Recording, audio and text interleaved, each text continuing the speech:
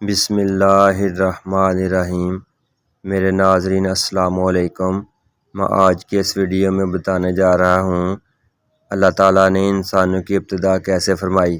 مسلمانوں کا عقیدہ ہے کہ انسانوں کی ابتدا حضرت آدم علیہ السلام سے ہوئی، اور اسی لیے آپ علیہ السلام کو ابو البشر یعنی انسانوں کا باپ کہا جاتا ہے، اور حضرت آدم علیہ السلام سے انسانیت کی ابتدا ہونا بڑی قوی دلیل سے ثابت ہے۔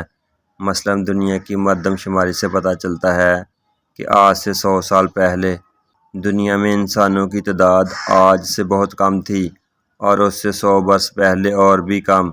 تو اس طرح ماضی کی طرف چلتے چلتے اس کمی کی انتہا ایک ذات قرار پائے گی، اور وہ ذات حضرت آدم علیہ السلام ہیں، یا یوں کہیے کہ قبیلوں کی کثیر تعداد ایک شخص پر جا کر ختم ہو جاتی ہیں۔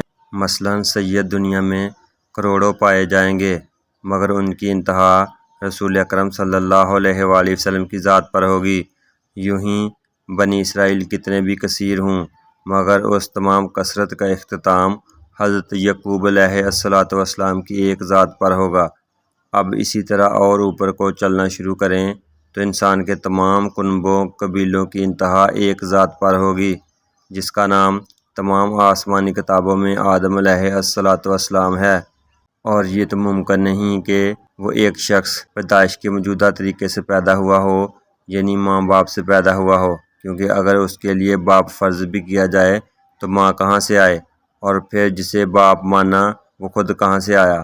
لہٰذا ضروری ہے کہ اس کی پیدائش بغیر ماں باپ کے ہو، اور جب بغیر ماں باپ کے پیدا ہوا تو بالیقین وہ اس طریقے سے ہٹ کر پیدا ہوا، اور وہ طریقہ قرآن نے بتایا کہ اللہ تعالیٰ نے اسے مٹی سے پیدا کیا، جو انسان کی رہائش یعنی دنیا کا بنیادی جزو ہے۔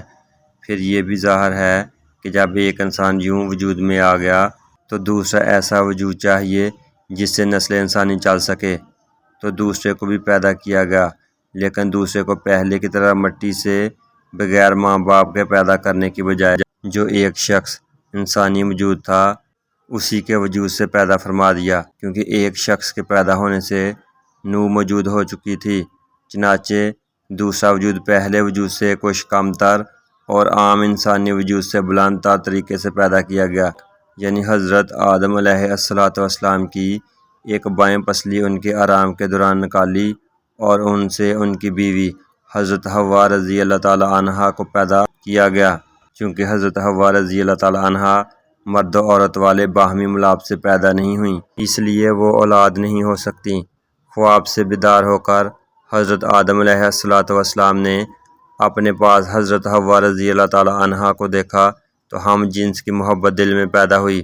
مخاطب کر کے حضرت حوا رضی اللہ تعالی عنہا سے فرمایا تم کون ہو؟ انہوں نے عرض کیا عورت۔ فرمایا کس لیے پیدا کی گئی ہو؟ عرض کیا آپ علیہ السلام کی تسکین کی خاطر۔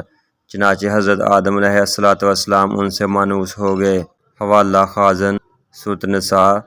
یہ وہ معقول اور سمجھ میں آنے والا طریقہ ہے جس سے نسل انسانی کی ابتدا کا پتہ چلتا ہے۔ بقیہ وہ جو کچھ لوگوں نے بندروں والا طریقہ نکالا ہے کہ انسان بندر سے بنا ہے، تو یہ پرلے درجے کی نامعقول بات ہے۔ یہاں ہم سنجیدگی کے ساتھ چند سوالات سامنے رکھتے ہیں، آپ ان پر غور کر لیں، حقیقت آپ کے سامنے آ جائے گی۔ سوال یہ ہے کہ اگر انسان بندر ہی سے بنا ہے تو کئی ہزار سالوں سے کوئی جدید بندر انسان کیوں نہ بن سکا، اور آج ساری دنیا پوری کوشش کر کے کسی بندر کو انسان کیوں نہ بنا سکا۔ نیز بندروں سے انسان بننے کا سلسلہ کب شروع ہوا تھا، کس نے یہ بنتے دیکھا تھا، کون اس کا راوی ہے، کس پرانی کتاب سے یہ بات مطالعہ میں آئی ہے، نیز یہ سلسلہ کب شروع ہوا، اور کب سے بندروں پر پابندی لگ گئی کہ جناب آئندہ آپ میں کوئی انسان بننے کی جرات نہ کرے۔ نیز بندر سے انسان بنا تو دم کا کیا بنا تھا، کیا انسان بنتے ہی دم جڑ گئی تھی، یا کچھ عرصے بعد کاٹی گئی، یا گھسٹ گھسٹ کر ختم ہو گئی، اور بہرحال جو کچھ بھی ہوا کیا اس بات کا ثبوت ہے کہ دم والے انسان پائے جاتے تھے؟ الغرض بندروں والی بات بندر ہی کر سکتا ہے۔ حیرت ہے کہ دنیا میں جس بات کا شور مچایا ہوا ہے اس کی کوئی کلیدی نہیں، اس کی کوئی کڑی سلامت نہیں، اس کی کوئی تاریخ نہیں، بعض خیالی مفروضے قائم کر کے اچھے بڑے انسان کو بندر سے جا ملایا۔ تو میرے عزیزو، انسان اشرف المخلوقات ہے جس کو اللہ تعالیٰ نے مٹی سے پیدا کیا۔ بے شک وہ ہر چیز پر قادر ہے۔